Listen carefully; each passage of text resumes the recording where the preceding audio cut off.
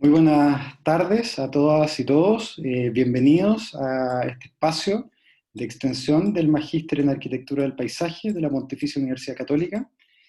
En esta ocasión tenemos el honor y el agrado, ¿cierto?, de presentar la conferencia titulada Paisaje Urbano y Sostenibilidad Paisajística, a cargo del doctor arquitecto Lucas Períez.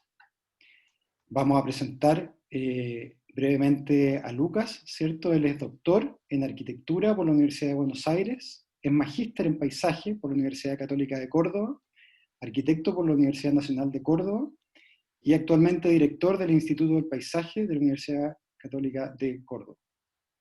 Es miembro de la Iniciativa Latinoamericana del Paisaje, del Comité de Educación IFLA Américas, del Centro Argentino de Arquitectos Paisajistas y del Consejo Asesor de Patrimonio de la Ciudad de Córdoba entre los años 2017 y 2019. Desde el ámbito académico, podemos también señalar que Lucas es profesor titular de la Facultad de Arquitectura, Urbanismo y Diseño, ¿cierto?, de la Universidad Nacional de Córdoba, profesor adjunto de la Facultad de Arquitectura de la Universidad Católica de Córdoba, profesor en distintas carreras de posgrado de Argentina e invitado también en diversas universidades de Latinoamérica, como este es el caso, ¿cierto? Es director también de proyectos de investigación especializado en la producción de catálogos de paisaje urbano y en el desarrollo de procesos de generación morfológica. Es autor de numerosos libros y artículos en revistas científicas y también acredita diversas distinciones en bienales y en congresos internacionales por su labor teórica. Así que bueno, hecha esta breve presentación, que resume algo de lo que es la labor que Lucas ha ido desarrollando y aportando, ¿cierto?, en nuestro contexto latinoamericano en materia de paisaje, lo dejamos también con ustedes. Bienvenido, Lucas, desde Córdoba. Un gusto tenerte con nosotros. Bueno, muchas gracias, Osvaldo, igualmente, y agradecer principalmente a la Universidad Católica de Chile y a la maestría en Arquitectura del Paisaje por esta invitación a compartir en estos tiempos de tanta virtualidad un poco de lo que en estos años yo he venido desarrollando en temas de paisaje. Voy a ir compartiendo pantalla aquí. Perfecto. Mientras Lucas nos comparte pantalla, señalarle a nuestros asistentes, ¿cierto?, que pueden compartir sus comentarios y preguntas a través del chat para posteriormente, hacia el final de la conferencia, poder entablar ahí alguna conversación también con nuestro expositor. Así que los invitamos desde ya a ir compartiendo esas preguntas por el chat. Gracias. Muy bien. Bueno, como decía Osvaldo, el tema es este, el paisaje urbano. Dentro del paisaje voy a hacer foco en lo urbano y finalmente la sostenibilidad paisajística.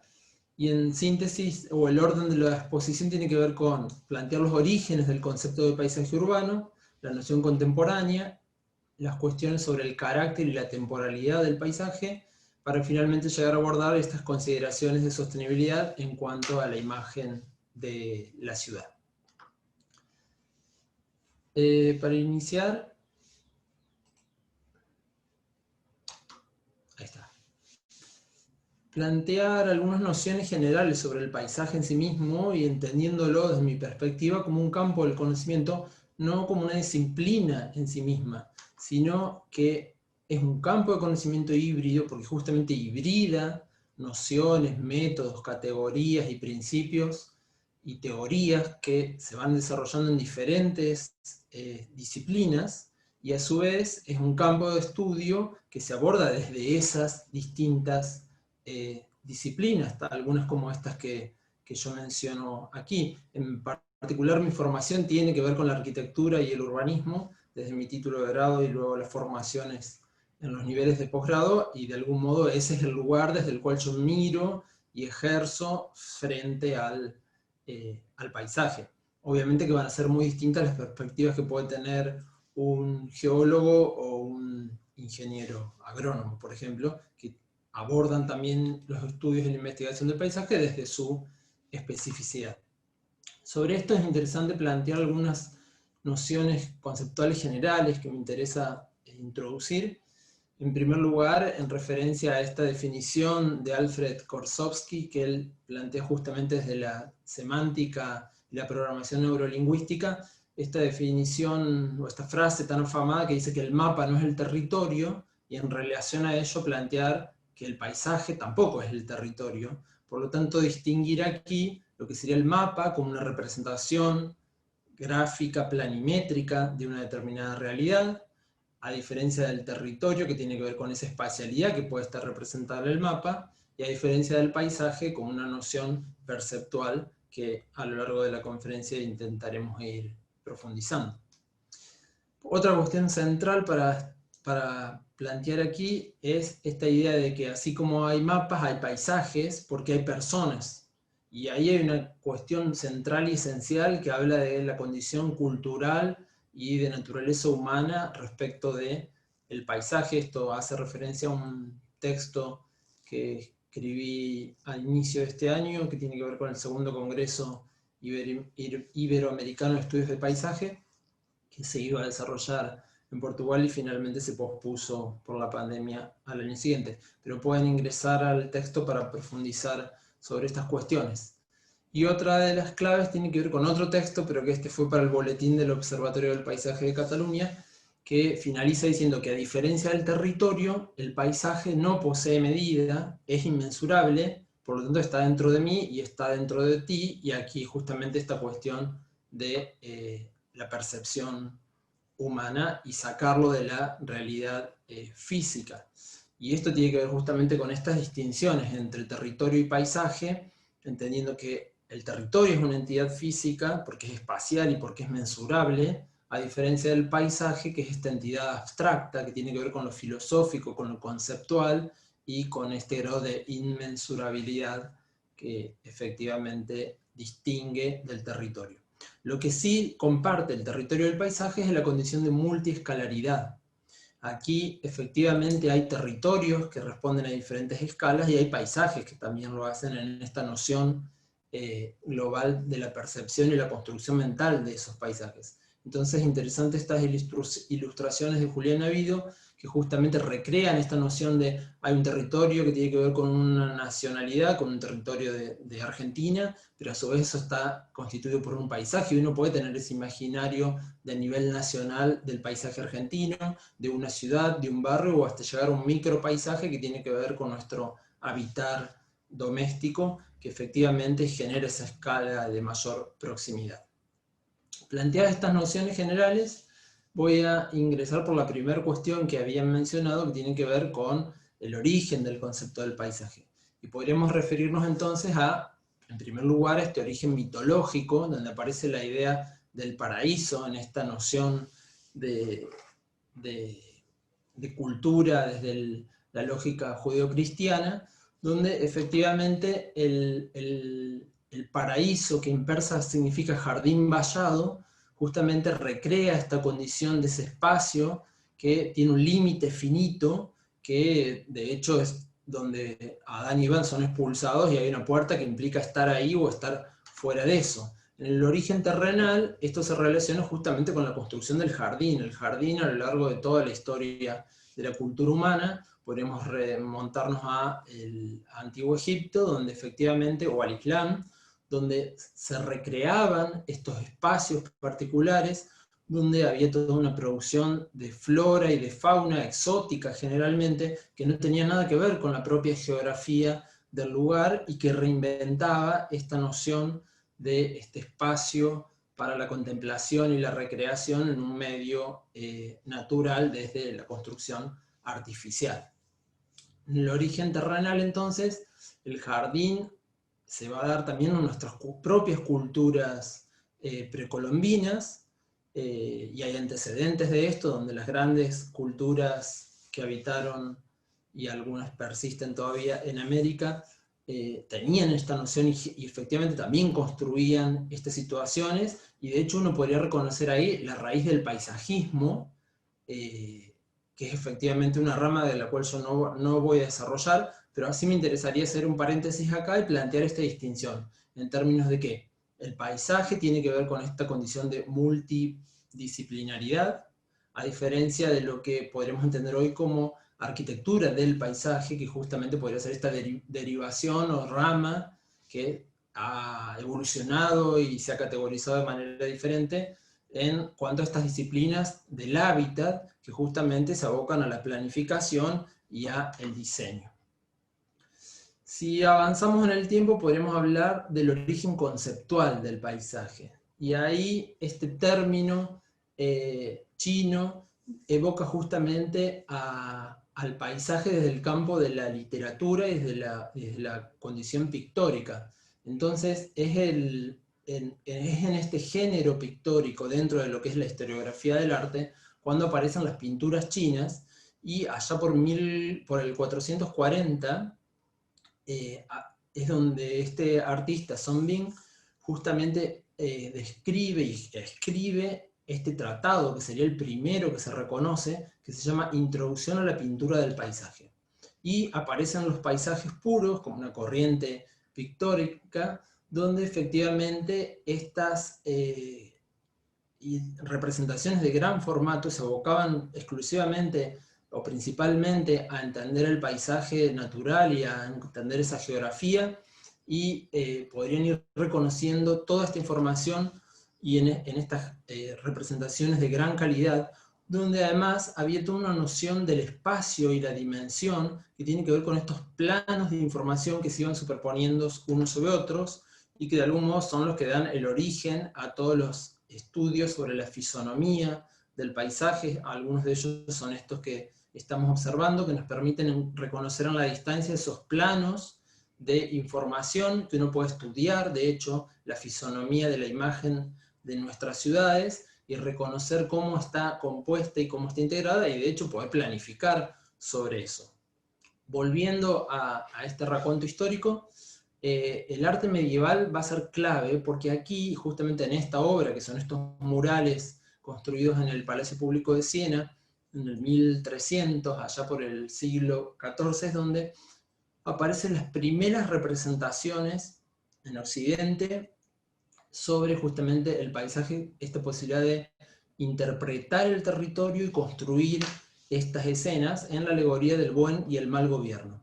Y es muy interesante aquí cómo desde la representación gótica se recrea la ciudad, pero no es una... Primero hay dos cuestiones importantes. Una que implica esto una ruptura, porque se deja de producir arte religioso para hacer estas representaciones del paganismo. Y por otro lado, porque no son una representación literal de lo que se veía en el entorno de la ciudad, sino que hay una reinvención de eso, y lo que interesa aquí es mostrar cuál es la escena desde esta perspectiva del paisaje, donde se recrea esa imagen para contar una historia, para contar los modos de vida y todas las relaciones, más todos los tipos de construcciones, y cómo esto tenía que ver justamente con las consecuencias del buen gobierno en la ciudad, y al mismo tiempo en el mismo mural las consecuencias del buen gobierno en el campo. Entonces también es interesante ver estas dos distinciones como paisajes complementarios, pero cada uno categorizado de manera distinta, donde aquí también se está poniendo en evidencia todo este modo de producción agrícola, el modo de trabajo, las herramientas, las costumbres respecto de ese tipo de paisaje.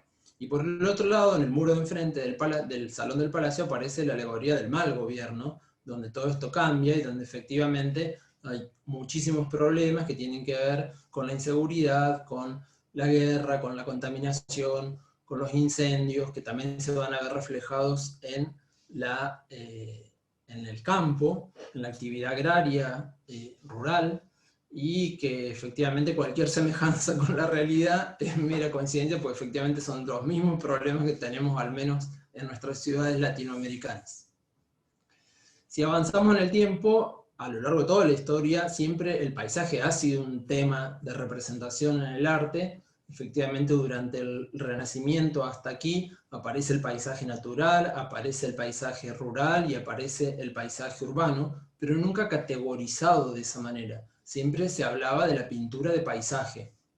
Pero en el siglo XVII es donde aparece ya el concepto y se habla efectivamente en el arte del paisaje urbano como tal. Esta es una de las grandes y primeras pinturas que justamente esta vista de Delft en Holanda hace alusión a eso, y luego otros artistas van a retomar, y dentro de eso la obra de Monet es mucho más explícita en términos de que se está capturando la esencia de esa realidad, principalmente en los trabajos sobre París, donde él logra transmitir esa atmósfera y condensa efectivamente su percepción. No está toda la información de la realidad, sino la que él quiere contar como interpretación propia, elaboración de ese paisaje.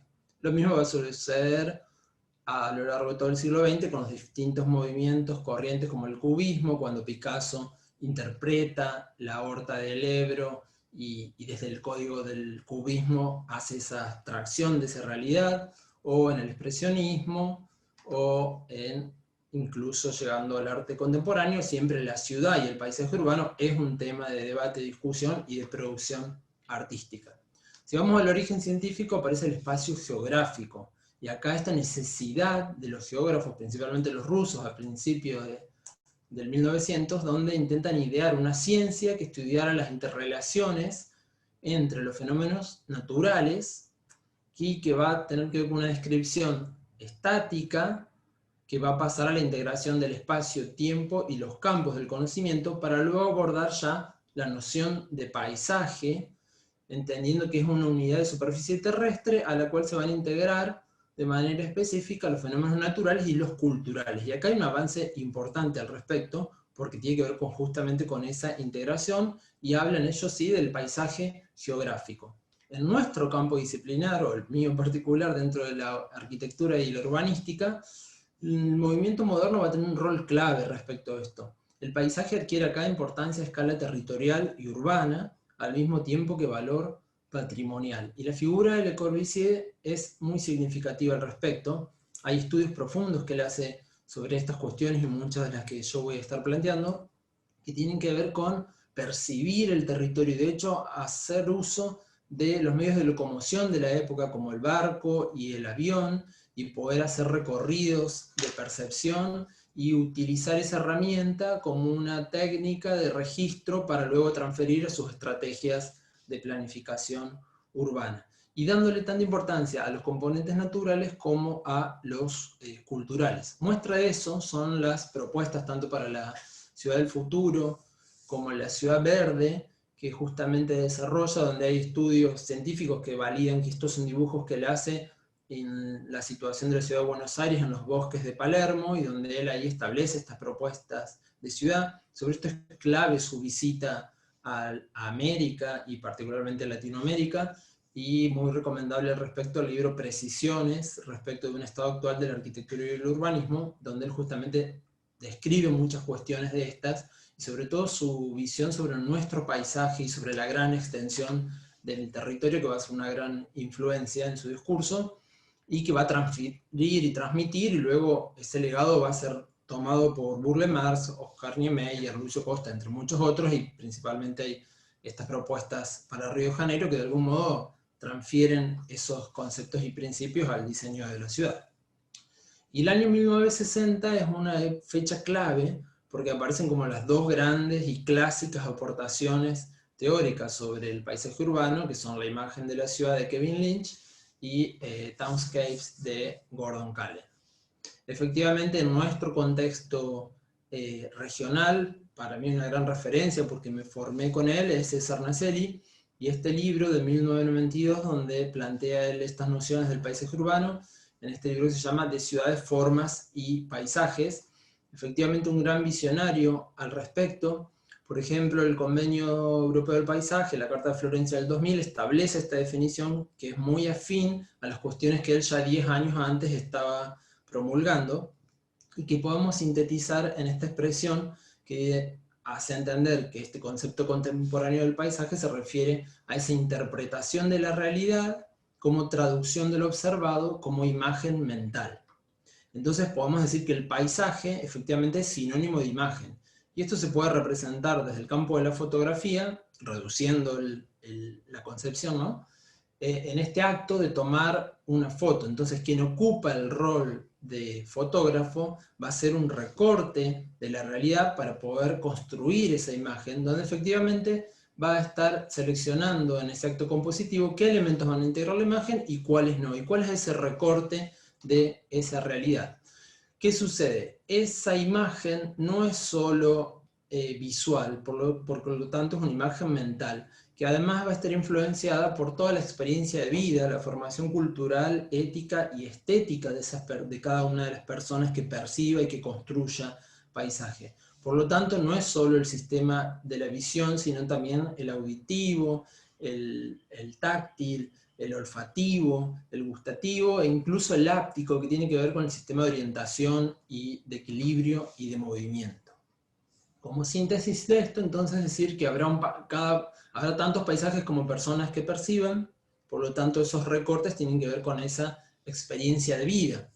Para ejemplificar esto, si tomamos este territorio vitivinícola de la región de Mendoza en Argentina, uno aquí podría hacer diferentes recortes y efectivamente cada uno de ellos nos va a remitir a diferentes paisajes, por más de que están combinados en un mismo territorio.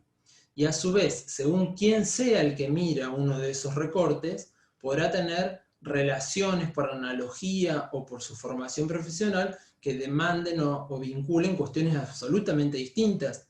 Efectivamente, la imagen, esta imagen para un geólogo tendrá una implicancia muy diferente que la podría tener un economista que quizás está viendo la rentabilidad o no del suelo, o la mirada de un zoólogo que efectivamente está viendo otras cuestiones que por ahí para uno no serán tan significativas.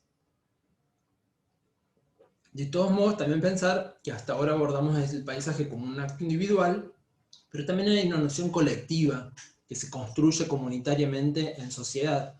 Por lo tanto, si yo hablo del paisaje de la Patagonia argentino-chilena, efectivamente hay un consenso generalizado sobre esa imagen, por más de que pueda haber particularidades, y que la Patagonia sea mucho más que estas dos imágenes. O si hablo del paisaje de Machu Picchu, efectivamente hay un arquetipo sobre ese paisaje que nos es común, que aunque no lo hayamos visitado, está esta cuestión de reconocerlo porque nos llegó información por la cultura general y universal, o lo mismo si nombramos el paisaje de una ciudad. Efectivamente hay componentes arquetípicos que están involucrados en nuestra cultura y que uno rápidamente puede construir esa imagen aunque incluso no lo haya visitado. Vamos a entrar ahora entonces en la cuestión del carácter. El carácter, efectivamente, en términos de cómo es esa fisonomía de la imagen de la ciudad, que tiene que ver con algo muy distinto al carácter de una persona, por ejemplo, en términos del estado de ánimo, sino que justamente tiene que ver con las características por las que se distingue una persona de otra, por ejemplo, una de origen oriental con una occidental. Entonces esto lo podemos entender más claramente desde la perspectiva de las ciudades. El carácter entendido como ese conjunto de rasgos, de cualidades o circunstancias que indican la naturaleza propia de un territorio y la agregada como interpretación paisajística, tanto individual como colectiva, como hablábamos recién, por lo que se va a distinguir a un paisaje por sobre otro. Entonces, estas dos ciudades que están a 100 kilómetros de distancia, que comparten la misma costa del mar Atlántico y que son dos ciudades turísticas y balnearias, efectivamente tienen caracteres paisajísticos muy distintos porque los modos de urbanización y los modos de relacionarse con la naturaleza y de los componentes que la integran y de cómo se distribuyen en el espacio hacen que ese carácter de la imagen de la ciudad sea muy variado. Por lo tanto, en relación a esos componentes, señalar que el paisaje urbano, o sea, ese territorio de extrema antropización, está integrado justamente por los habitantes, por las construcciones, por el espacio público y por la naturaleza en la ciudad. Entonces, según cómo se den esas interrelaciones y qué componente prevalezca por sobre otro, efectivamente ahí se va a estar deduciendo y construyendo un carácter paisajístico distinto. Estas serían como tres grandes grupos muy generales en términos de composición o de elementos que integran la ciudad. Nosotros dentro de la línea de investigación que desarrollamos en la Universidad Católica de Córdoba, hemos establecido luego de una serie de proyectos consecutivos un sistema de categorización de componentes del paisaje urbano que a través de un trabajo interdisciplinar con integrantes de múltiples disciplinas, fuimos ajustando y desarrollando paulatinamente. Esta es como la última instancia de profundidad de ese sistema, donde aparecen los componentes estáticos, todo aquello que no se mueve, que está fijo en el espacio, más allá de que el paisaje sea dinámico, que ahora lo vamos a ver. Entonces eso está integrado por la geomorfología, las edificaciones, la infraestructura, el mobiliario y la flora. Y luego los componentes dinámicos, que son las actividades, los eventos de la comunidad, los vehículos, la fauna, los organismos simples, que los biólogos los ven y pueden hacer implicancias importantes sobre algunas cuestiones, como por ejemplo una superficie de agua, o todas las materias que tienen que ver con los sólidos, los líquidos, los gases, los olores y los sonidos. Cada una de estas categorías tiene subcategorías y tiene tipos específicos que nos permiten hacer un estudio sobre el paisaje urbano y poder reconocer cada componente donde se integra, y eso forma parte de la metodología para catálogos del paisaje urbano, que al final de la charla voy a sintetizar o reseñar. Entonces, hablamos del carácter paisajístico, entendido que se va a constituir por estas cuestiones claves: la herencia histórica, la relación entre naturaleza y cultura, la morfología, la calidad y cualidad de esos componentes, la dinámica temporal imperante, el modo de ser y hacer de sus habitantes, y la identidad y el significado. Entonces, de la conjunción de esos factores es que va a devenir un patrón diferenciador para cada uno de esos paisajes. Podríamos entender entonces por qué las ciudades no son efectivamente todas iguales. Si bien hay ciudades parecidas, efectivamente se diferencian unas de otras. Voy a hacer un raconto muy rápido por los modelos de ciudad a lo largo de la historia, y este sería como el modelo contemporáneo, el más publicitado y visitado últimamente, que tiene se presenta desde esta imagen territorial urbana, donde a veces muchos no saben cuando buscan las imágenes qué es real y qué es ficción, y qué ya existe y qué se va a construir. Y cuando uno saca toda la poesía de la fotografía, por ahí reconoce estas otras imágenes que ponen en evidencia esta otra circunstancia, que es casi como si fuese el hardware de una computadora, de una PlayStation. Es como un gran centro de entretenimientos, pero que efectivamente está construido sobre un desierto, como se ve en la imagen de aquí abajo, donde hay toda una cuestión ambiental que también tiene que ver con esto de forzar la naturaleza, y que de algún punto esto tiene que ver como con una noción de obscenidad de lo que efectivamente se entiende hoy que debiera ser una ciudad. Tiene que ver con la ideología y los modos culturales de esta cultura, valga la redundancia, y este modo de gobierno donde hay un jeque que decide qué hacer y qué no hacer, y es una ciudad donde efectivamente todo es posible, pero eso tiene una contracara que gran parte del periodismo ha denunciado como un acto de esclavitud, donde hay toda una cantidad de personas que permiten que eso sea construido y que eso sea posible. Está la ciudad de Sonapur, que es justamente donde están todos estos trabajadores, muy cerca de Dubái, donde van a construir y hacen que estas realidades, que parecen increíbles para nuestra mirada desde nuestra situación, sobre todo nuestra condición latinoamericana, sean posibles. Si nos vamos al siglo XX, el gran modelo de ciudad es Brasilia, efectivamente influenciado por toda la corriente del movimiento internacional, donde hay otro modo de ser y otros modos de vida y otra estructura, incluso que tiene que ver con la época y con la moda y con la cultura brasilera. Ahí está el propio Oscar Niemeyer posando para una sesión fotográfica de una editorial de moda. Tenía que ver con esa cultura también muy influenciada por los fundamentos del movimiento moderno. Si nos vamos al siglo XIX, aquí en Argentina el gran modelo de ciudad es La Plata, como ciudad nueva y creada en el siglo XIX, esta estructura de diagonales, donde viene toda la influencia del academicismo francés, y este modo de generar la ciudad nueva, esta ciudad del trazado con las diagonales, de los grandes bulevares, y que imprime también esta otra poética de ese acto fundacional, con toda esta recreación y este espíritu y estética de esa época. Distinto de la ciudad colonial, nuestras ciudades coloniales, donde efectivamente también está presente el trazado cuadricular, y esto va a ser una gran condición también para el sistema de percepción de ese paisaje, ¿no? La ciudad, a partir de las leyes de India y la conquista española, que se instala en este territorio, que efectivamente está en el nacimiento de lo que va a continuarse hacia el mar Atlántico como la Pampa, la gran llanura de la Pampa húmeda, y donde ese esquema de 10 por 7 manzanas es el casco fundacional, y la ciudad va creciendo por expansión, siempre siguiendo con esta misma lógica de estructura cuadricular, con algunas variaciones en función de algunos hechos naturales que van generando algunos torcimientos en esa distribución. Pero efectivamente la cuadrícula, desde las leyes de Indias, va a ser algo que va a caracterizar y condicionar nuestras ciudades latinoamericanas, y que efectivamente va a establecer un modo de percepción que ordena incluso el desplazamiento y la lógica de entendimiento de ese espacio, por lo tanto la construcción de ese paisaje. Si nos vamos más en el tiempo, aparece Tenochtitlán, las ciudades precolombinas, efectivamente con otras lógicas y otros principios incluso mucho más amables y respetuosos por el medio ambiente, justamente de los cuales debiéramos aprender y volver a visitar y revisitar para poder encontrar varias soluciones a los problemas de la ciudad contemporánea.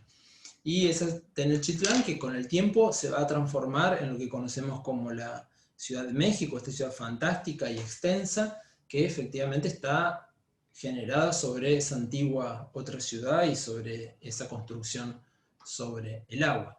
Y esta cuestión de México y Tenochtitlán nos lleva justamente a pensar en esta noción de la temporalidad, o sea, las transformaciones que van a sufrir la imagen de la ciudad a lo largo del tiempo.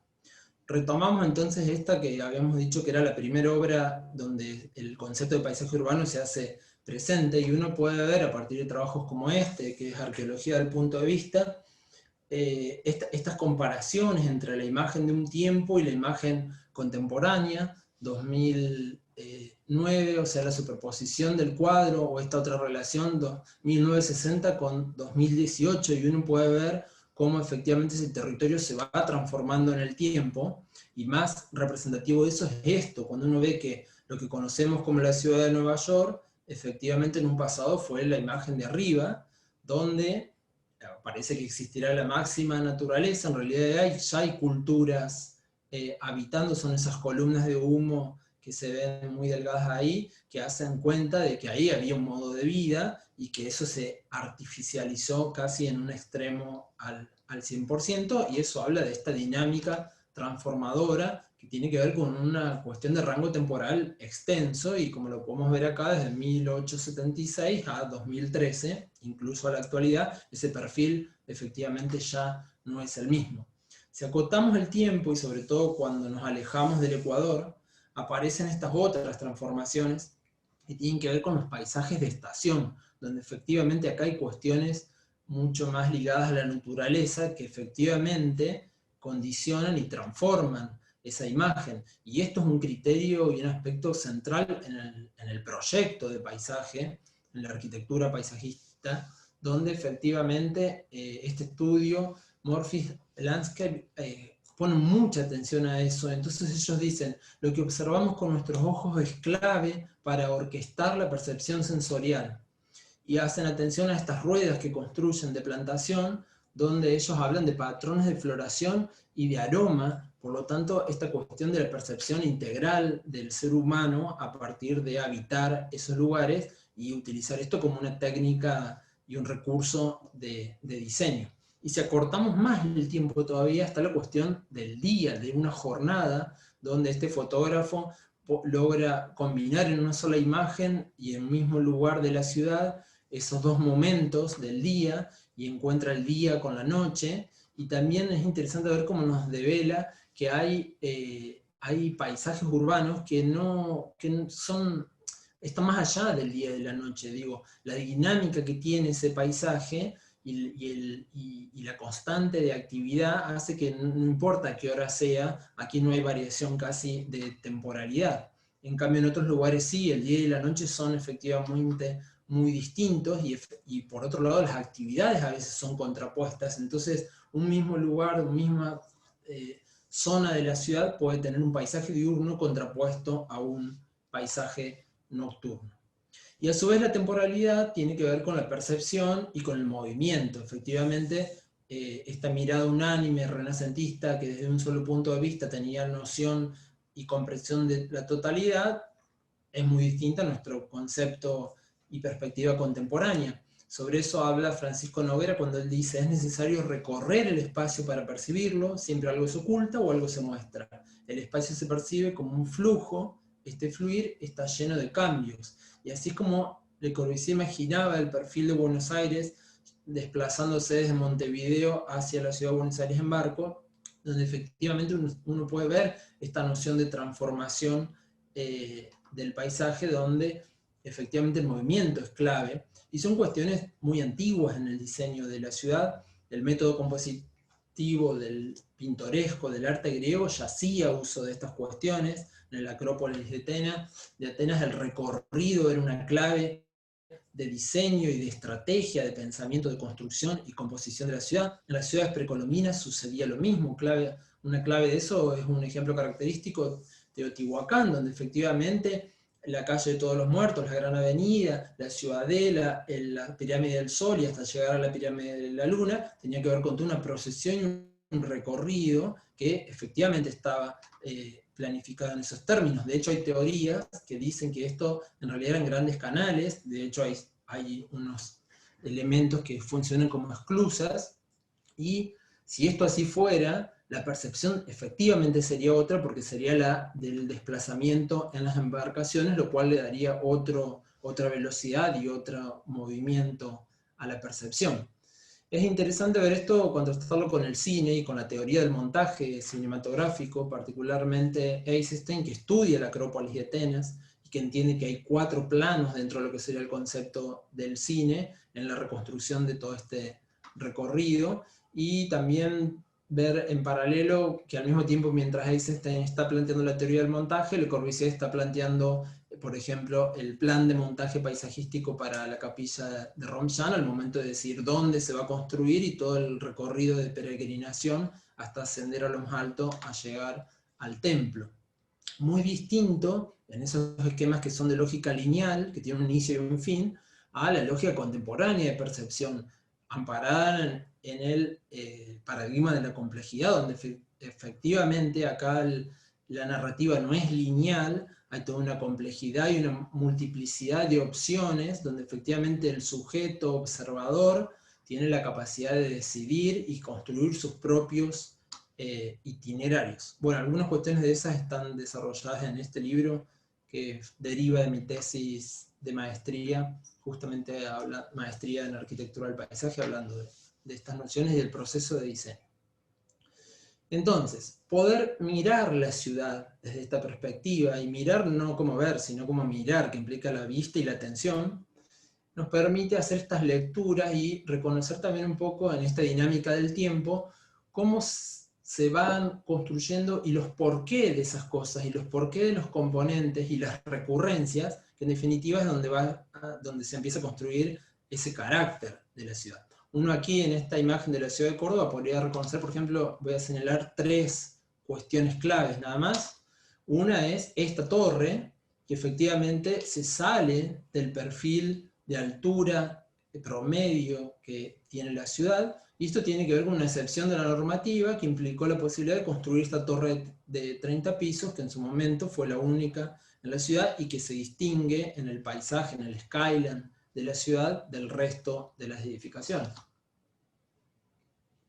Otra cuestión tiene que ver con el porqué de esta serie de edificios que llegan a determinada altura y siempre aparecen los ángulos a 45 grados, que son los remates de los edificios, y eso no es ni más ni menos que causa del código de edificación, que así establece que en estos corredores urbanos el perfil de edificación es ese, y eso empieza a generar esa constante. O la cantidad de medianeras que estamos viendo ahí, o esta, la medianera es un elemento que caracteriza efectivamente el paisaje, porque hay muchas medianeras y forman parte de esa imagen de la ciudad, y tiene que ver con esta lógica de este tramo de calle que le falta completarse para respetar el código de edificación en la construcción del edificio de la esquina donde está esa vivienda.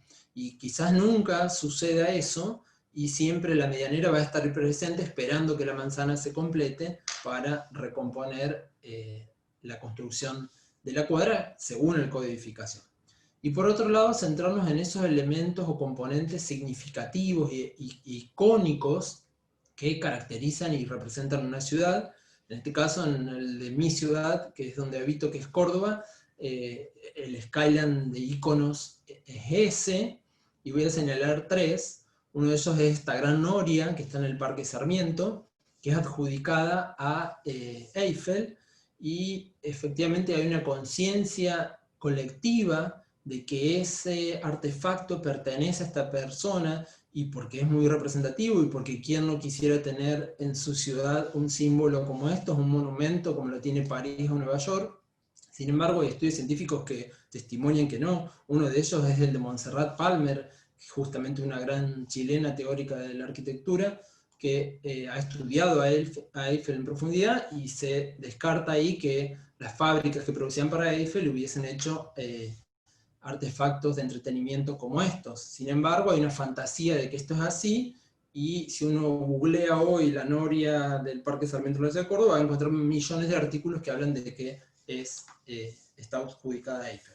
Otra es un faro en una ciudad mediterránea como este, que fue el deseo de un gobernante que llamó concurso, y lo único rescatable de eso es que hubo un concurso público, luego de que durante estos 20 años no lo hubo, creo que fue el único, y esta noción del faro en la ciudad mediterránea, con esta alusión de, no sé, me imagino yo querer ser una suerte de ciudad gótica.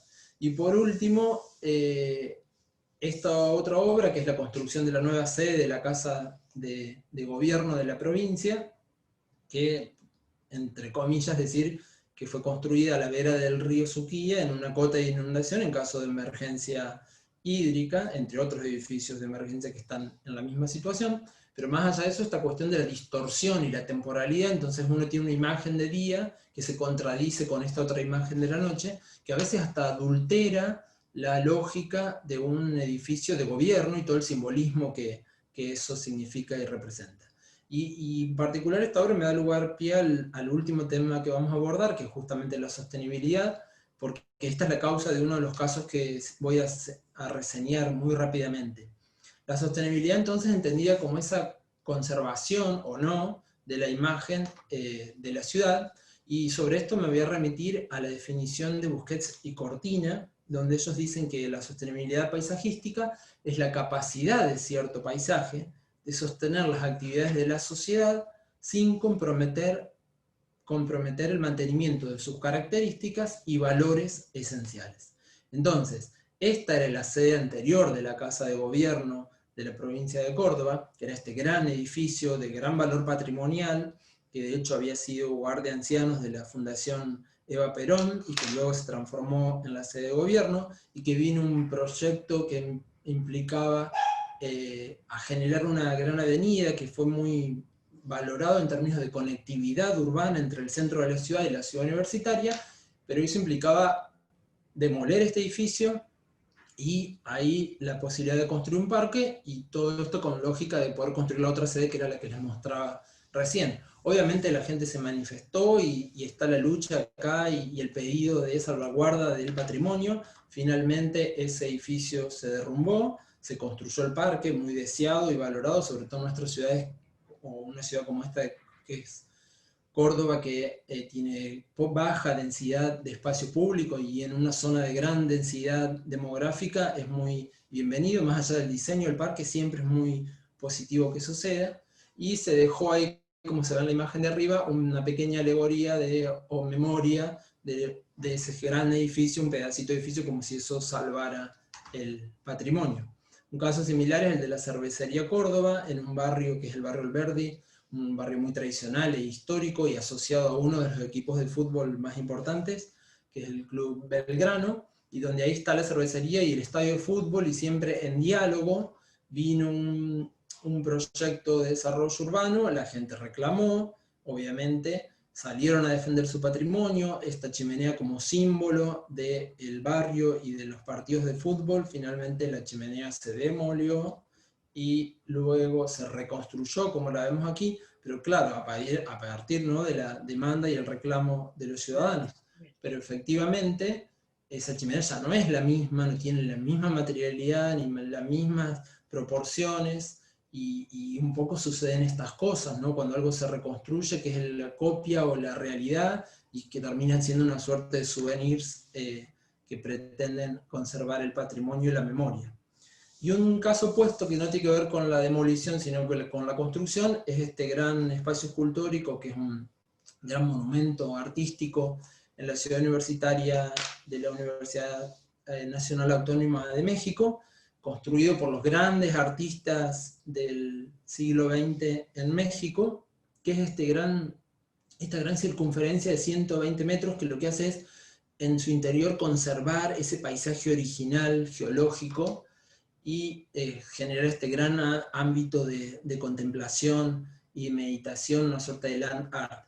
Y a eso se le asocia que es el edificio H, que es una sede de una nueva facultad dentro de la universidad. Y lo que sucedió aquí es que cuando una cosa se junta con la otra, se generan estas distorsiones y estos reclamos, obviamente, ante esta posibilidad de atentar contra el patrimonio paisajístico de esta gran obra de arte.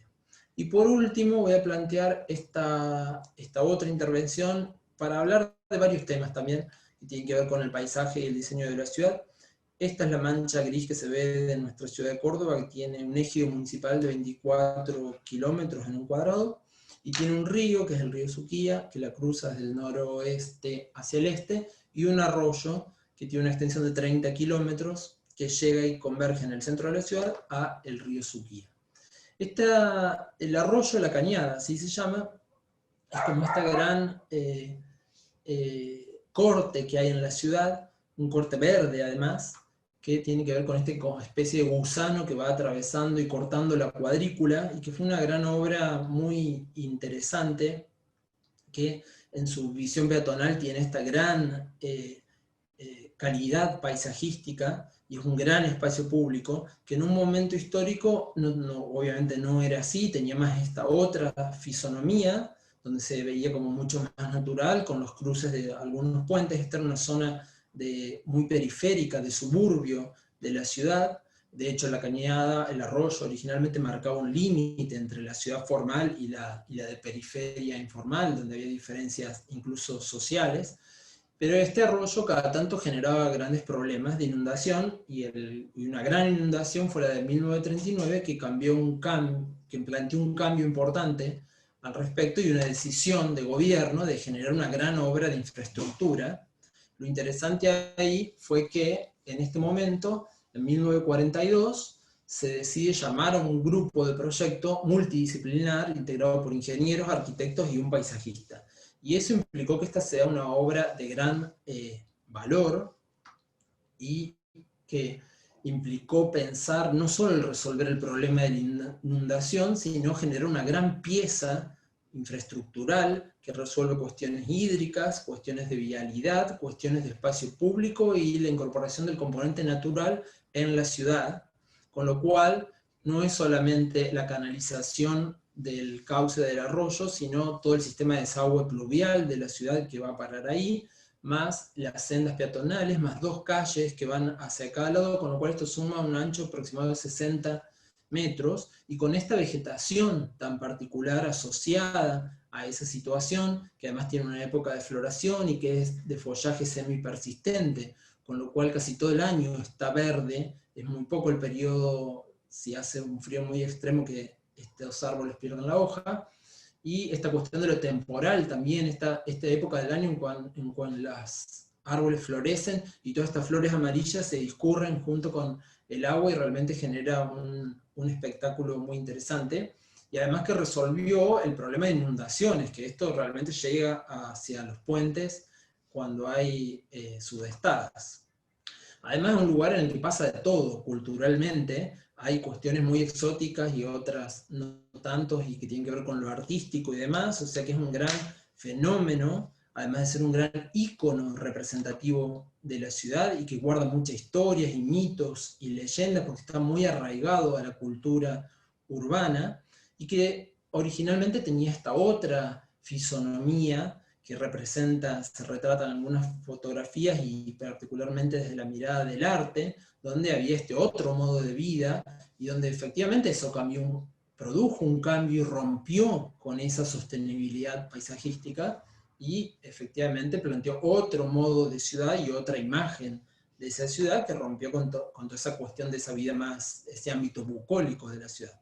Pero además tuvo varios beneficios de esa ruptura. Por un lado, como se la ve en esa imagen que divide, en realidad la división sucedía antes. Esta infraestructura lo que logró es conectar la ciudad y conectar socialmente también, y a partir de que se construyó esto, empezaron a construirse nuevas edificaciones y nuevos espacios públicos asociados al propio espacio del Arroyo La Cañada. El Paseo del Marqués de Sobremonte, en su remodelación de 1956, con el Palacio de Justicia, que es un monumento histórico nacional, el mismo Palacio Municipal, también monumento histórico, una gran obra de racionalista, que fue concurso nacional de 1961, y una serie de edificaciones de gran calidad arquitectónica asociadas a La Cañada, junto con la Plaza Italia de Miguel Ángel Roca, que es una de las grandes piezas de la posmodernidad que está presente en nuestra ciudad y asociada justamente a esa infraestructura. La Plaza de la Intendencia,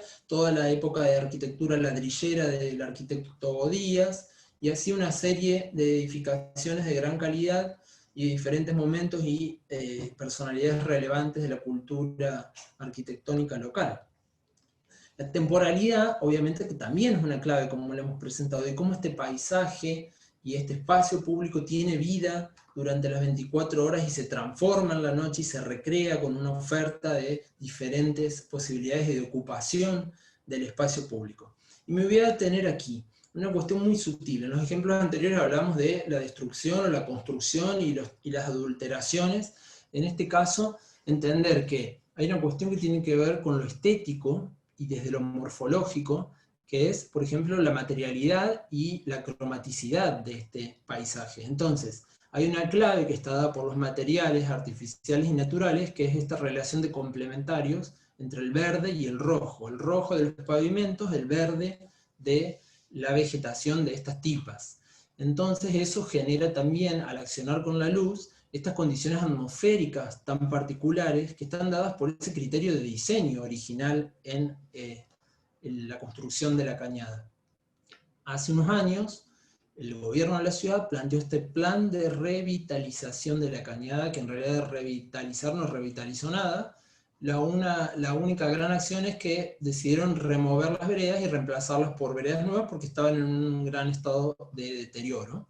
Entonces el cambio propuso esto, cambiar totalmente esos solados y romper con este sistema de policromía, del contraste cromático de complementarios, de cálido frío, de cálido oscuro, para pasar a tener esta otra lógica de ciudad casi monocromática, hablando en términos de claro-oscuro, del verde con el gris, más el atentado al componente vegetal, que decíamos que era como la cuestión clave y característica que hace a esa espacialidad de todo este sistema de podas, de cortes de raíces para generar la obra de remoción y la remodelación de las veredas, incluyendo esta modificación en el suelo, con lo cual uno podría pensar en que se pueda cortar la expectativa de vida de estos ejemplares vegetales. Incluso, no sé si ustedes están viendo lo mismo que yo, pero en esa cazuela se ha impermeabilizado absolutamente la absorción del suelo, y estas son fotografías que nadie me las contó, las tomé yo. Entonces también pensar en esto de que si el componente de esta pieza, que además está catalogada con valor patrimonial en la ciudad, ¿no?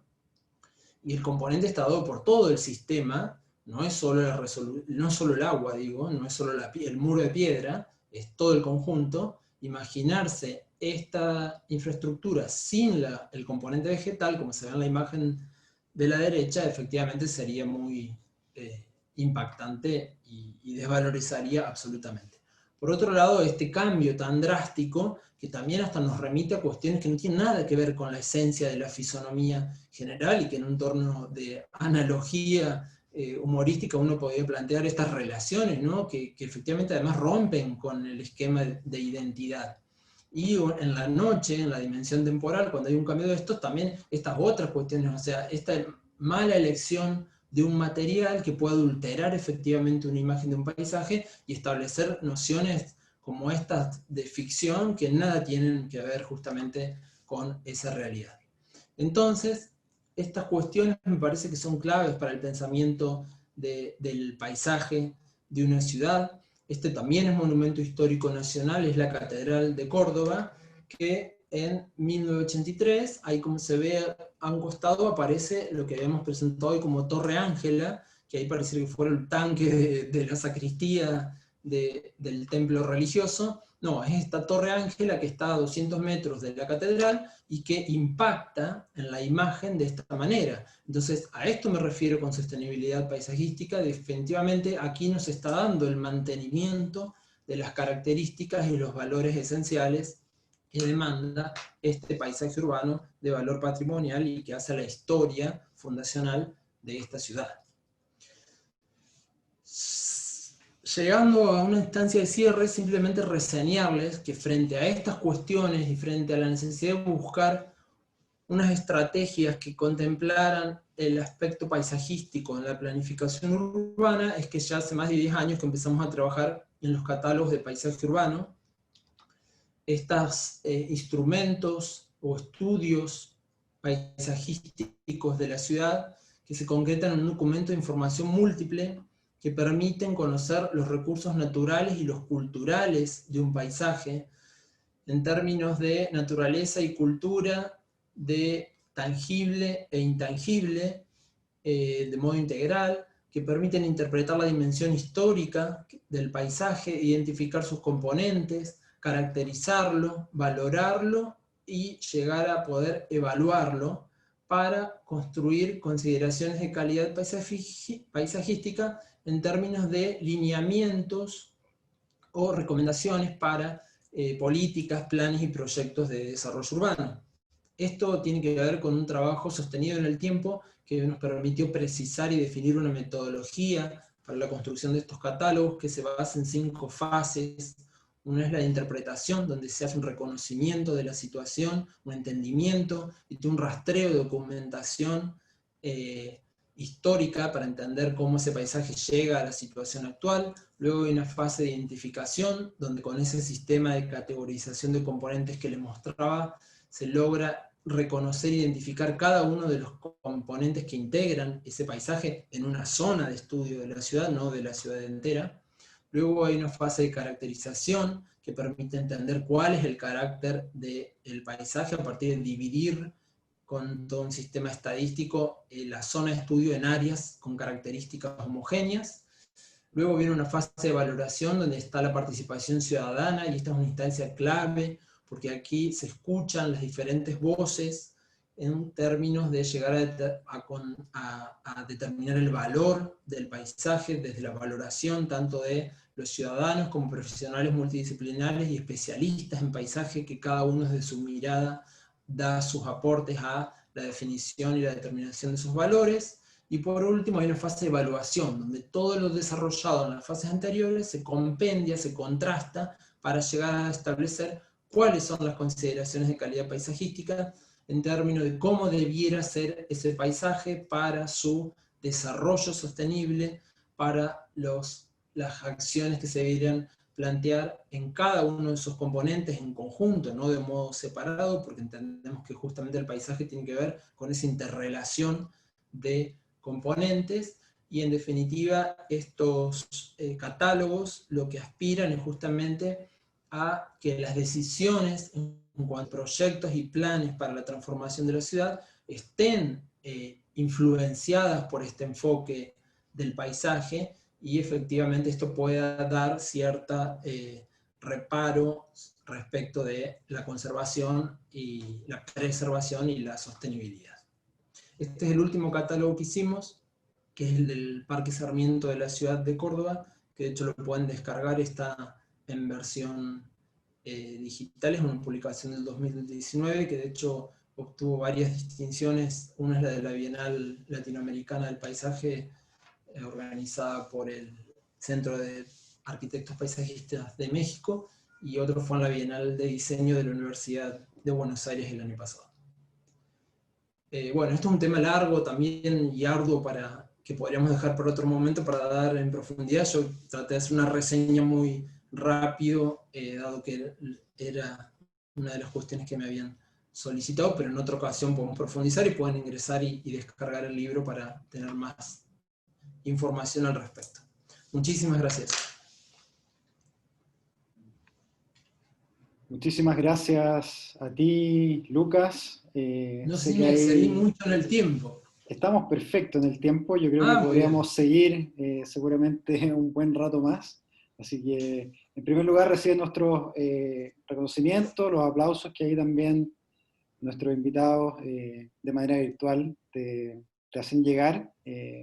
Hemos recibido también a través del chat, seguramente después con calma lo puedes revisar, las felicitaciones a tu presentación, a los distintos ámbitos que has compartido con nosotros. Eh, Tenemos también, saludamos también, ¿cierto?, a asistentes que nos acompañan desde Argentina, por cierto, desde distintas ciudades en Chile también, no solamente en Santiago, asistentes también que nos acompañan de Perú, de Ecuador, de Brasil, en fin. Ha sido también algo muy interesante esta posibilidad, ¿cierto?, que si bien lamentamos el no recibirte presencialmente, sí hemos podido abrir un espacio, podríamos decir, mucho más democrático y abierto, ¿no? Un colectivo virtual que ha recibido tu mensaje mucho más allá del espectro que comúnmente tenemos en estas conferencias cuando lo hacemos en concreto en un lugar. Así que muchísimas gracias, Lucas, por tu presentación. Queremos también reiterar algún espacio para preguntas o comentarios. Yo tengo algunos aspectos acá que por cierto me interesa compartir y comentarlo. Muy bien. Y muchas gracias. También estoy viendo todos los mensajes que están dando. Muchas gracias por compartir este momento. Fantástico.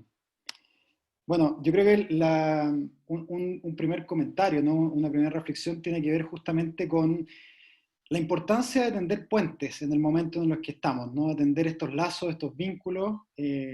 Menciono el concepto de puente aprovechando estas últimas imágenes que nos compartías también de Córdoba, de tu ciudad, de este espacio neurálgico, como podríamos decir, ¿cierto? De esta infraestructura y de este patrimonio que constituye La Cañada. Yo he tenido la posibilidad de conocerlo. Es un espacio realmente maravilloso que bueno, me alegra mucho que lo hayamos podido ver.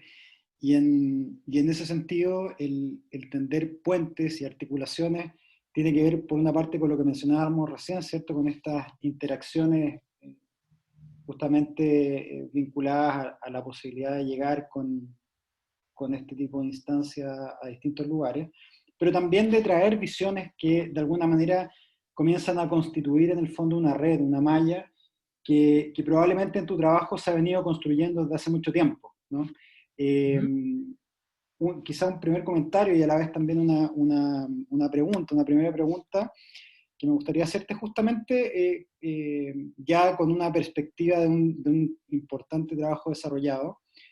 ¿Cómo ves tú esa urdiambre, ese tejido de redes, justamente como tú lo definías, ¿cierto?, en términos de comprender el paisaje como un campo de conocimiento híbrido? Me parece muy interesante también esas precisiones semánticas que siempre abordamos cuando hablamos de paisaje, ¿no? Es decir, pareciera ser que es necesario ir precisando las denominaciones con las cuales nos referimos a nuestros objetos de estudio, y en particular el paisaje se presenta ya no solo como objeto, sino más bien como este campo que va hibridando. En ese sentido, mi primera pregunta, y quizá es un comentario también a compartir, tiene que ver con esas experiencias que a lo largo de tu trayectoria han ido conformando esta visión, podríamos decir, transdisciplinaria, y qué desafíos en ese sentido ves en las prácticas actuales, en lo académico y en lo profesional.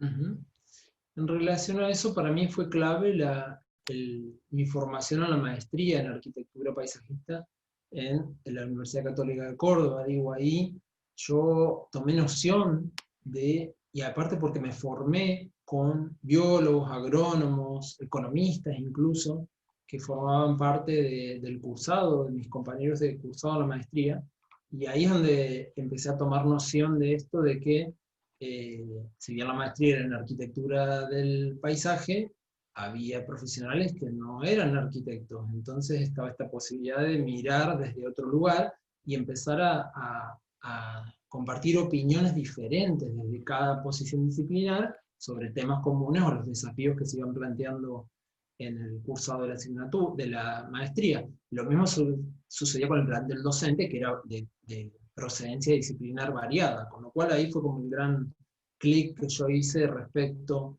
del tema. Y después la otra cuestión tiene que ver con la búsqueda siempre de información, sobre todo en el campo científico, que es a lo que yo me dedico. Yo no sé si lo dije, pero yo trabajo exclusivamente en investigación y docencia, tengo dedicación exclusiva a eso, con lo cual mi campo se restringe en lo profesional ahí. Y entonces está esta cuestión de que cuando uno busca información de antecedentes para el tema de estudio que está abordando y demás, cuando se trata de paisaje, siempre está esto que uno encuentra publicaciones que no son de arquitectos o arquitectas como yo me he formado, sino que generalmente vienen de la geografía, vienen de otros ámbitos que no son los propios nuestros. Y todo eso me llevó a pensar, además de que hay muchos teóricos que lo dicen, ¿no? En esta cuestión de que el paisaje no es de nadie, o en realidad es de todos en términos universales, pero no es de ninguna disciplina. Entonces, no debiera ninguna disciplina hacerse dueña de, sino que justamente, por eso plantear que el paisaje no es una disciplina tampoco, porque ¿quién ha tenido una formación con un título profesional de paisaje? Nadie, siempre, yo hasta ahora no lo he encontrado y siempre una pregunta que hago y nadie me dice. A lo sumo hay ingenieros o arquitectos en paisaje, y después hay geógrafos abocados al paisaje, biólogos abocados al paisaje, y así sucesivamente, incluso gente del derecho, ¿no? Pero ahí uno también se entiende que la disciplina tiene que ver con la formación del profesional, y esa carrera todavía no apareció, y espero que nunca aparezca porque ahí se desvalorizaría todo y ya no tendría sentido. Y también está esta cuestión de que como el paisaje es tan amplio, y de hecho nunca lo podemos abordar en su totalidad, porque nadie puede tener todas las formaciones disciplinares para enfocarse y abordar una cuestión de paisajes de todos esos ámbitos. Por eso es tan importante el trabajo interdisciplinar, que es algo que yo también practico desde el campo de la investigación científica, principalmente convocando a colaboradores que tienen vínculos del paisaje, con el paisaje, con su actividad, pero que vienen de otras disciplinas, entonces eso nos da esta mirada holística y amplia de los problemas. Y por el otro lado hay colectivos importantes, en los cuales algunos de ellos yo soy miembro, como la Iniciativa Latinoamericana del Paisaje, que también tiene que ver con estas situaciones y espacios de encuentro de personas que están abocadas al paisaje, pero desde diferentes lugares de acción y disciplinarmente hablando, con lo cual eso también enriquece mucho nuestras perspectivas y efectivamente construye el conocimiento y nuestras nociones que podemos tener sobre el tema. Y eso me parece muy enriquecedor por estar vinculado a eso y no estar con leer y entender para que efectivamente el trabajo que hagamos tenga esta noción global de perspectiva paisajística que efectivamente habla del encuentro de conocimientos y saberes que están dispersos en la cultura universal, ¿no? Bien, me parece muy interesante esta perspectiva de la importancia de lo colectivo. También quería llevar cierta parte de esta conversación que también se basa en lo que nos acabas de presentar, Lucas, justamente esa discusión de lo colectivo y de los desafíos que implica el pensar en colectivo, ¿no? En un momento, podríamos decir, de la humanidad donde justamente estamos viendo esa crisis que está empujada en cierta medida o exacerbada por esta crisis social y sanitaria, pero que en cierta medida también podemos ver como ciertos rasgos de un historial que de alguna manera nos trae a este momento crucial, podríamos decir, ¿no? Para la persistencia o la emergencia de nuevas formas de lo colectivo. Yo quería también, previo a eso, mencionar que me pareció muy interesante este verdadero viaje pedagógico, ¿no? A través del paisaje, que de alguna manera nos propusiste, contemplando en el fondo los orígenes desde distintas perspectivas, que de alguna forma también contribuyen a complementar ciertas formaciones o ciertos preceptos que comúnmente vemos vinculados o a un ámbito del origen asociado al arte o al arte occidental, o a ciertas prácticas en particular, y me parece muy interesante como esta superposición de referencias en donde casi a modo de viaje, ¿no? Desde Oriente a Occidente, desde la antigüedad hasta lo contemporáneo, tu presentación en el fondo interpela estas denominaciones asociadas al paisaje y una serie de conceptos derivados.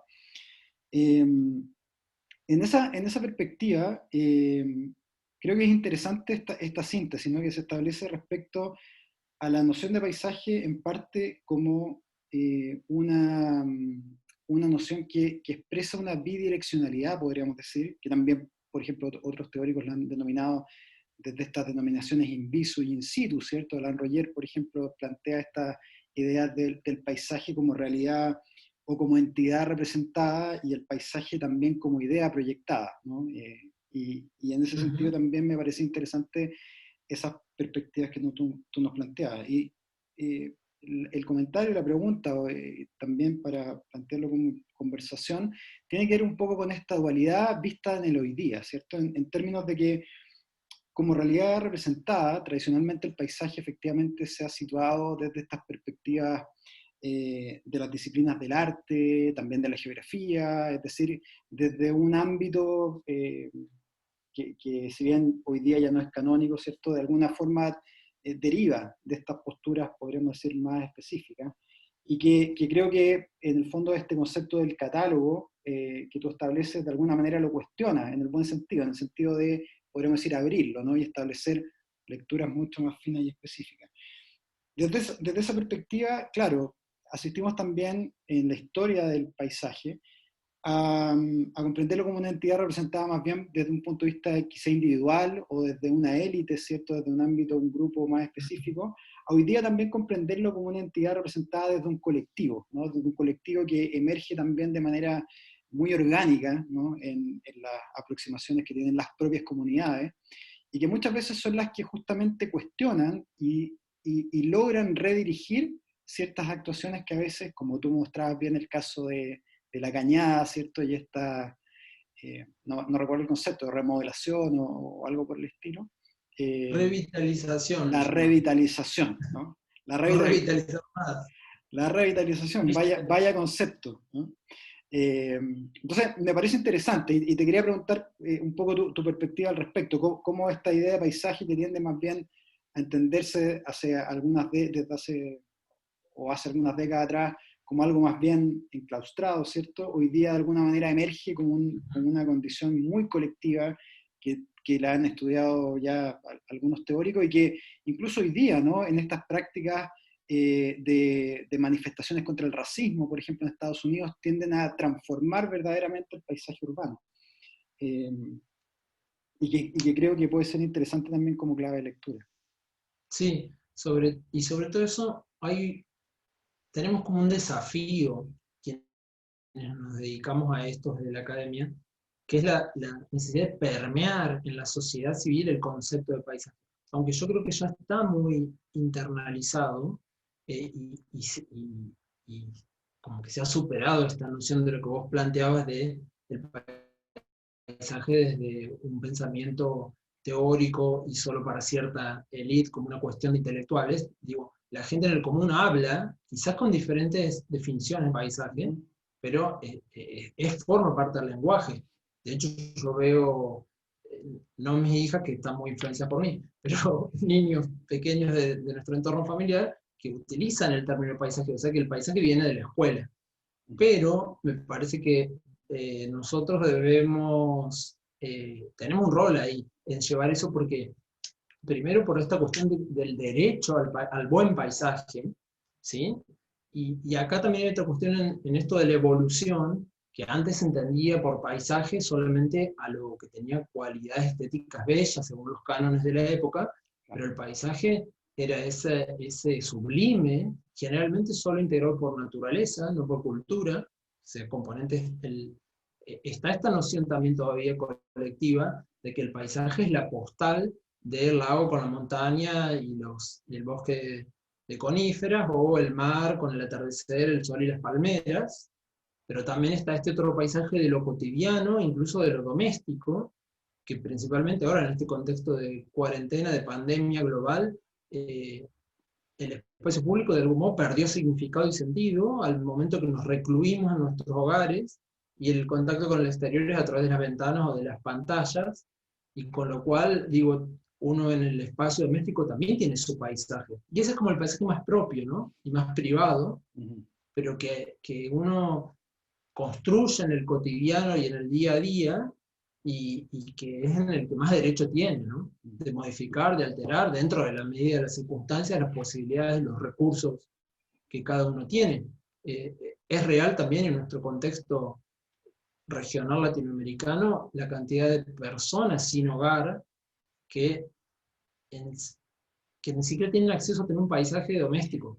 O sea, y esa es parte de nuestra realidad y de nuestras condiciones, ¿no? Uno también a veces idealiza estas cuestiones, pero en Argentina se calcula que para superada la cuarentena, el 50% de la población está en el nivel de pobreza, y hay millones de personas en nivel de indigencia, o sea, estamos hablando de un número de personas muy significativo. Entonces, esto también habla de la calidad de vida. Por tanto, o sea, que esté internalizado en la sociedad el concepto de paisaje, y que de ahí lleguemos a entender que hay un derecho al paisaje en términos del buen vivir, me parece que es una clave fundamental, eh, más allá de esta otra cuestión de la que hablábamos, de que el paisaje es todo, o sea, todo hace al paisaje, eh, no solamente el gran escenario de grandes cualidades estéticas, sino que en el cotidiano esto debiera estar internalizado y pensado desde ese lugar, ¿no? Y una palabra que no nombramos mucho, que pero para mí también es la clave de esto y es la clave de la sostenibilidad, es el patrimonio. O sea, el paisaje como patrimonio, y nuestra cultura como patrimonio, y la relación con la naturaleza como patrimonio, todo eso amalgamado hace al paisaje, y hace a conservar, y hace la identidad de una colectividad, de una sociedad, de una ciudad. Y ahí en torno a todo esto rondan cuestiones claves, y vamos a caer a hablar de lo mismo de siempre, que es que quienes tienen un poder de decisión son los que están más lejos de entender estos conceptos y principios. Entonces, la revitalización de la cañada tiene que ver con eso. O sea, el déficit de esa obra que transformó y que gastó un montón de dinero en algo que no me parece que sea productivo, al menos desde mi perspectiva, además de los daños que yo he reconocido y señalado, tiene que ver con que hay decisiones políticas que no están alineadas a estos modos de pensamiento, y por eso la gran mayoría de nuestras ciudades está como está, justamente por estos motivos. Entonces, no solo llegar a permear estos conceptos en la sociedad, sino en los que tienen poder de decisión de la ciudad, que ahí me parece que está también la clave.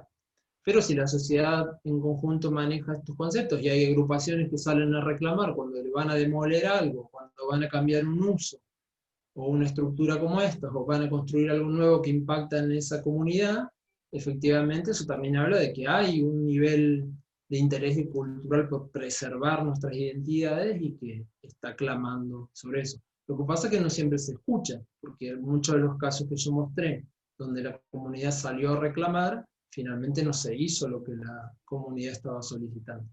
Y ahí forma parte clave la participación pública. O sea, hace años que viene desarrollándose los programas y las teorías sobre la participación ciudadana, sin embargo todavía estamos en el siglo XXI, entrando a la tercera década, y no se han implementado efectivamente, al menos en nuestro contexto. Y ahí me parece que hay garantía de éxito. Exactamente. Bueno, nos aclaran también... Terminan siendo de unos pocos. exacto, exacto. Hay algunas preguntas aquí en el chat que tienen que ver también con esa dimensión, ¿no? De cómo de alguna manera esta dimensión pedagógica, podríamos decir también, o educadora definitivamente del paisaje, me escuchan bien, ¿cierto? Ahí Recién se pasó, cortaba un poquito. sí, pasó una nube que bloqueó la señal.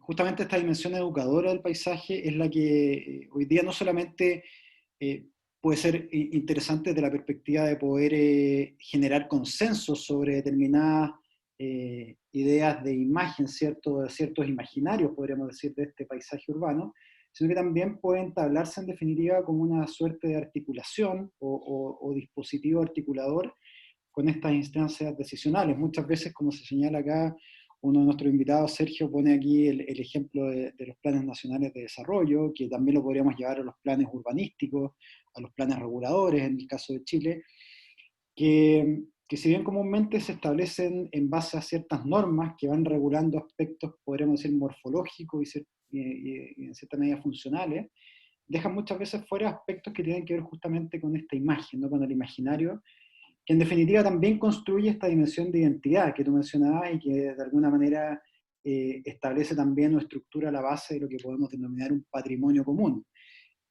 Concepto que, por cierto, también hoy día está, podríamos decir, en crisis. De hecho, a partir de, relatando un poco la experiencia nuestra, ¿cierto?, de los últimos meses, especialmente a partir del estallido social de octubre pasado, se pone en cuestionamiento también aquel patrimonio y aquel simbolismo que determinados lugares, en particular de la ciudad, eh, contienen, albergan, y en donde por lo tanto estos catálogos de paisaje urbano que tú nos presentas como herramienta, me parece que constituyen elementos que de alguna manera van recogiendo procesos muy significativos en términos, por una parte, de su dimensión colectiva, justamente hablando de la crisis de lo colectivo, acá hay un instrumento que lo posiciona, pero por otra parte también un pensamiento colectivo que de alguna forma es conducido de manera también precisa, para llegar también a resultados, podríamos decir, habilitantes para ese diálogo, ¿no? Sí, bueno, los catálogos en realidad, ahí hay otro problema. El origen está en Europa, ¿no? Y en el Claro, convenio latinoamericano, no, en el convenio europeo del bueno, paisaje. El convenio latinoamericano del paisaje es lo que es necesitamos. lo que necesitamos nosotros, De- claro.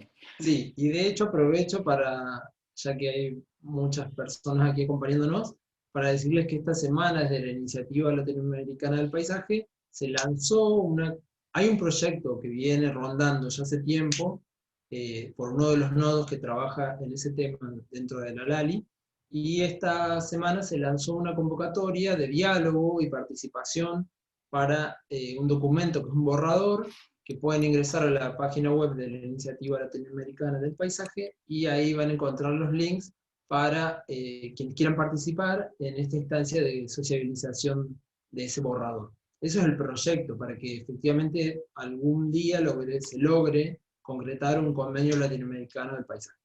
Pero el europeo, que es del año 2000, Uh -huh. es el que efectivamente hizo tomar conciencia a los gobiernos de Europa, a los de la Comunidad Europea, y a partir de ahí se generaron normativas y legislación que dentro de lo que promueve el convenio estuvo la generación de estudios sobre el paisaje, y unos de esos fueron los catálogos o atlas del paisaje, de los cuales también justamente la semana pasada hicimos un seminario internacional específico sobre ese tema que tuvo gran repercusión, por eso también no quise extenderme hoy mucho en eso. También lo pueden buscar en las redes porque está grabada las conferencias sobre el tema. Pero los catálogos esos están amparados, son vinculantes, o sea, porque la legislación los hace vinculantes, entonces esos acuerdos hacen que se puedan llevar a su implementación. En el caso nuestro, lo que sucede primero, que hay una diferencia grande y rotunda, es que nuestros catálogos, desde la metodología que abordamos, estudian solo el paisaje urbano, o sea, Claro. fueron pensados para ámbitos urbanos. Los otros son de una escala regional mucho más amplia, abordan comarcas, con lo cual tienen otras técnicas, otros procedimientos, si bien en rasgos generales son similares, en lo específico son distintos, entonces empezamos de cero en eso, y, y con el transcurso de distintos proyectos de investigaciones aplicadas fue que fuimos perfeccionando esa estrategia. Pero desde nuestro campo de acción, desde el alcance que tenemos desde la universidad, si bien siempre fueron investigaciones aplicadas y vinculadas con los organismos gubernamentales, de alguna manera, y hasta hemos desarrollado acuerdos o convenios de transferencia de los resultados, los tiempos de la universidad son unos muy distintos a los de la política, entonces siempre hay cuestiones que no, engranajes que no funcionan, y efectivamente llegan hasta ahí. Nuestro interés desde la universidad es generar conocimiento, y eso lo hemos logrado gracias al esfuerzo y al trabajo sostenido en el tiempo, y de muchas personas, investigadores y colaboradores que han participado en estos años. O sea, desde ese lugar estamos sumamente satisfechos, y eso se hizo. Pero lo que está faltando ahora es la otra cuestión, que es que eso no quede ahí como un conocimiento estanco, sino que llegue a tener una instancia de aplicación, que efectivamente tanto los entes públicos como los privados, al momento de accionar y de intervenir en esas zonas de estudio que cada uno de estos catálogos ha desarrollado, hagan atención a ese documento, porque efectivamente ahí hay directrices y lineamientos de cómo proceder para justamente garantizar la conservación de la sostenibilidad de esos paisajes. Entonces, básicamente la gran distinción tiene que ver con eso, que es lo que nosotros en nuestra realidad estamos necesitando: más legislación, más normativa que incorporen las leyes la noción, el concepto y las medidas a tomar respecto del paisaje, de lo cual hay muy poco. Así es. Justamente te iba a comentar respecto a esta denominación de los catálogos de paisaje urbano, ¿cierto? Su complementariedad con los catálogos de paisaje, especialmente los que hemos visto desarrollados en Cataluña, o las cartes de paisaje en Francia, en donde, claro, efectivamente esa dimensión territorial mayor que abarca una región, una comarca, una cuenca también desde la perspectiva geográfica, en este caso tiene un complemento que me parece muy interesante, porque llega a estructurar, a partir de estas metodologías que tú utilizas, ¿cierto? Una dimensión vinculada al paisaje urbano como tal, ¿no? A la ciudad, en el fondo, a la ciudad comprendida como paisaje. Y creo que aporta herramientas sumamente interesantes, además, en un contexto latinoamericano muy, muy situado en la lógica urbana, ¿no? Nuestras sociedades son en gran medida urbanas, nuestros instrumentos de planificación son mayormente urbanos. En Chile tenemos una escasa presencia de otros instrumentos de planificación que no sean urbanos, la mayoría son solamente indicativos, no son con poder normativo. Entonces creo que ahí hay un punto interesante que de alguna manera, como instrumento, como método, en definitiva, lo encuentro muy interesante, porque es efectivamente complementario a esta herencia que podríamos decir viene desarrollando también Europa hace, por cierto, bastante tiempo.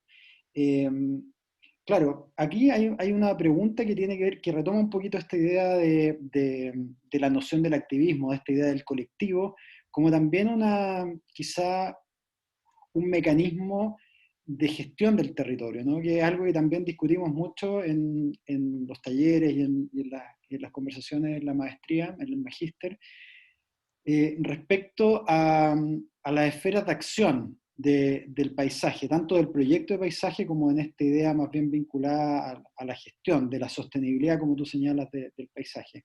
Que si bien yo diría tradicionalmente la hemos esperado casi en los mismos términos que ha ocurrido en otros contextos, como el europeo, por ejemplo, o también el australiano, en general el del Commonwealth, donde herramientas como el Landscape Character Assessment, ¿cierto? Es una herramienta que forma parte de las prácticas de planificación.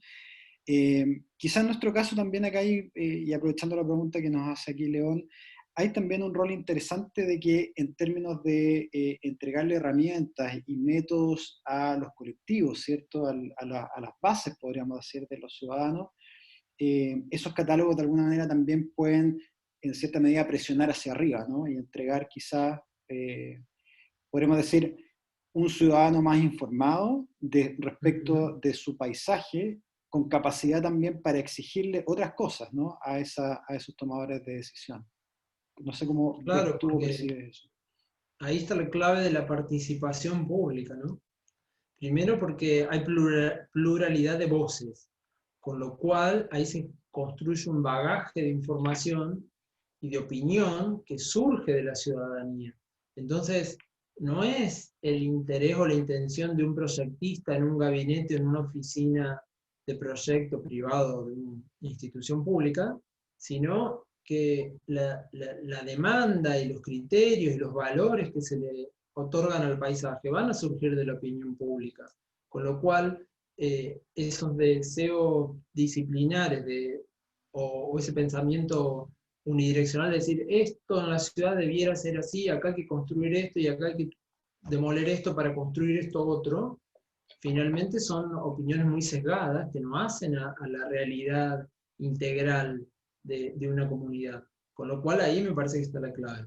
Pero bueno, nuevamente, los catálogos estos que nosotros hemos desarrollado como ejercicios de investigación científica, no tienen ese grado de aplicación y vinculación con la realidad concreta, con lo cual llegan hasta ahí y efectivamente lo que falta es la normativa, ¿no? Que haga que eso tenga una implicancia. De hecho, el último catálogo que hicimos, que es el del Parque Sarmiento, lo que sucede ahí es un gran parque urbano y de hecho es uno de los primeros construidos por el gran paisajista francés que hizo los grandes espacios públicos de las ciudades de Argentina, que es Carlos Tais. Eh, este parque se declara Monumento Histórico Nacional en el 2017 y el gobierno de la ciudad no sabía qué hacer mucho con eso y nos viene a buscar a nosotros para que le hiciéramos un estudio, que en realidad ellos querían un estudio de la vegetación. Empezaron por ahí vinculándose a nuestro equipo. Y nosotros le dijimos, no, vamos a hacerlo, pero vamos a hacer un catálogo de paisaje. Y Integral, bueno, digamos. ahí es claro que el paisaje no era solo la vegetación que Claro. tenía el parque. Y bueno, ahí cuando les explicamos de qué se trataba, obviamente se reinteresaron y iniciamos la investigación sobre eso. Nosotros justo estamos empezando un proyecto sobre otro caso de aplicación, así que este nos pareció muy interesante. Había la posibilidad de hacer un convenio con el gobierno de la ciudad, era como una gran oportunidad. Y de hecho luego pasó el tiempo y todo se fue como desvirtuando, nosotros la investigación la seguimos, finalmente el gobierno de turno pierde las elecciones y ya a partir de ahí se desinteresaron por hacer algo o no en el Parque Sarmiento, y es que finalmente el convenio no se firma. Y hubo un cambio de gobierno en el paso de ese tiempo, con lo cual, bueno, el trabajo fue demandado por un gobierno, luego ahora hay otro gobierno y van sucediendo esas cosas. Quizás si se hubiese logrado cerrar todo, hubiésemos llegado a cierta aplicación de eso, pero finalmente también pasan estas cosas. Claro. Al no pensar en el largo plazo, los periodos de gobierno y de gobiernos de turno van cambiando de líneas políticas y lo que hizo el anterior ya no tiene ningún valor y viene el nuevo y es otra cosa y no hay continuidad de planificación a largo plazo y eso efectivamente repercute en los planes de desarrollo de la ciudad.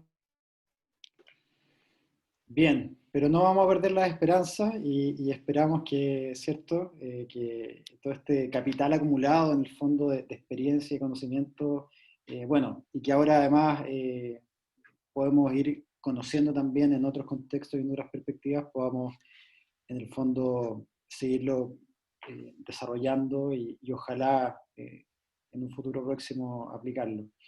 Eh, Así es. Acá, bueno, también me hacen la acotación que también nos acompañan desde México y Venezuela, así que también ampliamos este reconocimiento al espectro de territorio Latinoamericano. que hemos llegado. Sí, sí, muy interesante. Bueno, Lucas, bueno, decía Lucas, ha pasado ya un tiempo importante. Queremos agradecer tu presencia nuevamente, el aporte, los aprendizajes que hemos obtenido a partir de tu presentación y de esta conversación que ha sido también muy interesante. Eh, Queremos hacerte este reconocimiento, digamos, y bueno, y obviamente eh, cuentas con tu casa en Chile cuando se pueda viajar y por cierto, la invitación también a seguir conectados y en este espíritu colaborativo. Así es, bueno, muchísimas gracias a ustedes por este espacio, por interiorizarse en mi actividad y la actividad que yo desarrollo en las dos universidades y con los colegas, y agradecer que haya sido grato el momento, que les haya agradado lo que les he compartido. Así que muchísimas gracias y seguramente seguiremos en contacto, y yo ahí les dejé el mail y la dirección de la página web para que el que ¿Sí? quiera escribir o contactarse o interiorizarse en algo más de alguna de las cuestiones que he expuesto, obviamente que estoy abierto a recibir sus consultas y les voy a responder de inmediato, así que con total confianza, no hay ningún inconveniente. Muchísimas gracias. Muchísimas gracias, Lucas, por toda la buena onda y la generosidad. Estamos en contacto. Queremos agradecer también a quienes nos acompañaron hoy día, desde distintos lugares, ya lo hemos visto. Un aplauso virtual para ti. Así Para que bueno, ustedes, para todos. excelente jornada, Lucas. Muchas gracias. Nos vemos entonces muy pronto y ahí a través de las redes sociales, ¿cierto? Nos mantenemos siempre en contacto. Muchas Muchísimas gracias. gracias. Esté Y muy bien. cuídense mucho. Nos tenemos que cuidar mucho, es cierto. Así Un es. abrazo. Que esté muy bien. Gracias.